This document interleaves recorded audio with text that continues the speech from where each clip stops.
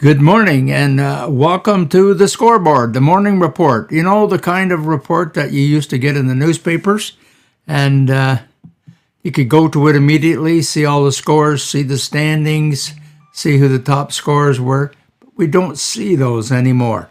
So February the 21st, here we are, ready to rock and roll. We'll start off with the transactions in the NHL.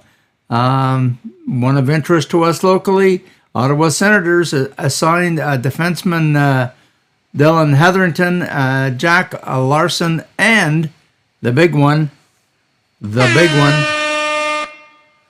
goalie Kevin Mandolese back to Belleville in the American Hockey League. So the Senators are on their road to recovery in their goaltending issues. San Jose, a couple of changes. Vancouver, Lockwood back to Abbotsford in the American Hockey League, and the Golden Knights recalled goaltender Michael Hutchison back from Henderson in the American Hockey League. Okay, that's transactions in the NHL. Little NHL action. There's Bundy scores. Florida 4-3 over Anaheim in OT. This one hurt. Boston 3, Ottawa 1. Calgary 3, Flyers 4. San Jose Sharks 4-0 over Seattle. The Islanders beat the Penguins 4-2. And the Jets over the Rangers 4-1. Plethora of games tonight. Looks like 8 or 9 games in the NHL tonight. Anaheim at Tampa, Dallas at Washington, Montreal on the road at New Jersey, St. Louis at Carolina, Toronto in Buffalo to play the Sabres. Sabres are in that group, and that's a rather large group, trying to push to catch the Pittsburgh Penguins. I think Sabres might only be 3 points behind Pittsburgh. Los Angeles at Minnesota, Vancouver at Nashville, Vegas is at Chicago, and Philadelphia at Edmonton. Who's hot in the NHL? We still have Elias Patterson from the Canucks is still in the last 10 games is at the top of the list with 17 points. Tied with him from the New Jersey Devils is Jack Hughes. Zach Hyman from Edmonton still there. Sidney Crosby from the Penguins is still there, 3-11. And William Nylander from Toronto, 7 goals, 7 assists, 14 points in his last 10 games. A little closer to home, it was a big day, family day in the CCHL. Big game in Kemptville for the Braves. Kemptville scored with 2 minutes to go to tie the game at 1 each apiece. And then Nick Foster won it in overtime with a goal, one of his shots from near the top of the face-off circle. Braves were on a power play, 4 men against 3 at the time.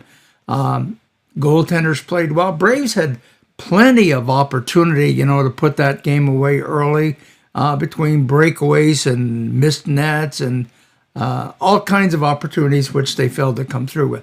Elsewhere in the league yesterday, Cornwall had a lead on Navan through most of that game, but dropped it by a final score of 6-4. Pembroke, after they were on a 10-game losing streak, and they beat Renfrew 4-3. Braves really appreciate that effort. Alex, we appreciate it. And Smith Falls come back and tied that game with a minute 10 to go, I believe, and then won it in overtime. Braves trying to keep Carleton Place and Smith Falls within range. Would be nice to finish 3rd or 4th, get that home ice advantage for first playoff round. Tonight, Rockland's in Carleton Place. Once again, Carleton Place is having a chance to leapfrog Smith Falls, or at least catch Smith Falls, and put some distance between them and the Hawks and the Braves, everybody else. Wednesday night, rare appearance. Brockville's at Renfrew, 7 o'clock. They're making up for that game last week that was called at the end of the first period when they couldn't open the doors and the Zamboni couldn't get out to resurface the ice. Also on Wednesday, Nepean is at the Fred Barrett Arena, Ottawa South, to play against the Ottawa Junior Senators. CCHL standings, well, there you go. You know, Ottawa Junior Senators walking away with first place. They've been a little more human lately, but they've built up enough of a lead. Navan Grads, well, Braves downed them on Friday night. Their Bears are in third. We look down to seventh. There's the Brockville Braves. Now sitting there within potentially 4 to 6 points of moving up 3 or 4 spots. That's pretty nice. They've actually put that overtime win yesterday allowed them to move 1 point further ahead of Kempfel. And Cornwall, failing to hold on to that lead against Navan, didn't gain any ground. In fact, they lost a point to Kempfel 73s. And Alex Armstrong and his Pembroke Lumber Kings finally broke that 10-game losing streak and moved within 2 points of Nepean. In the queue, Moncton, back-to-back games with Halifax. This one was a little closer. Halifax 4-2 win in that game. Evan Boucher did not score. Do we see? No, we do not see Halifax playing until the weekend. In the Ontario Hockey League, Peterborough 4, Sudbury 0. And Peterborough plays again on Thursday, the usual Thursday night home game. Windsor Spitfires, who have already clinched a playoff spot, are in town, 7:05 to play them. Well, we better go back and mention in this game, I don't have the... Well, I had a write-up about Peterborough Pizza. It's the first time since Gavin White did score a goal in this game, an assist in the previous game against Kingston.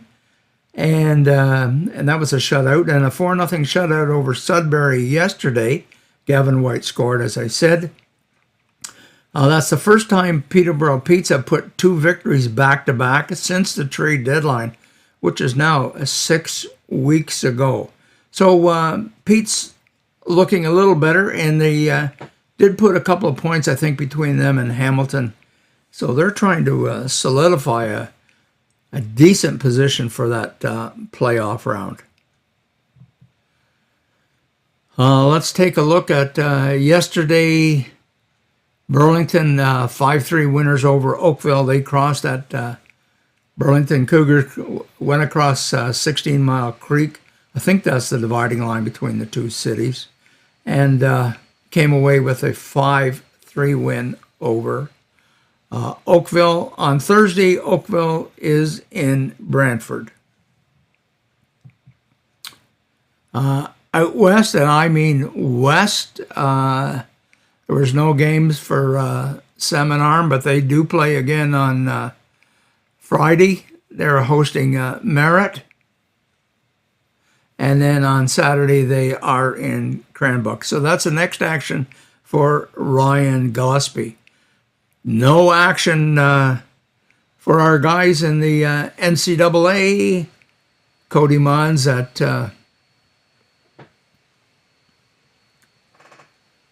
in the Big East, and in the Big Ten, Simon Mack.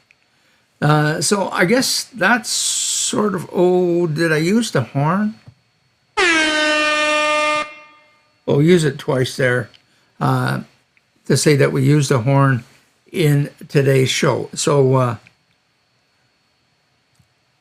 that's it for Tuesday, February the 21st. Thanks very much for watching. We'll see you tomorrow morning.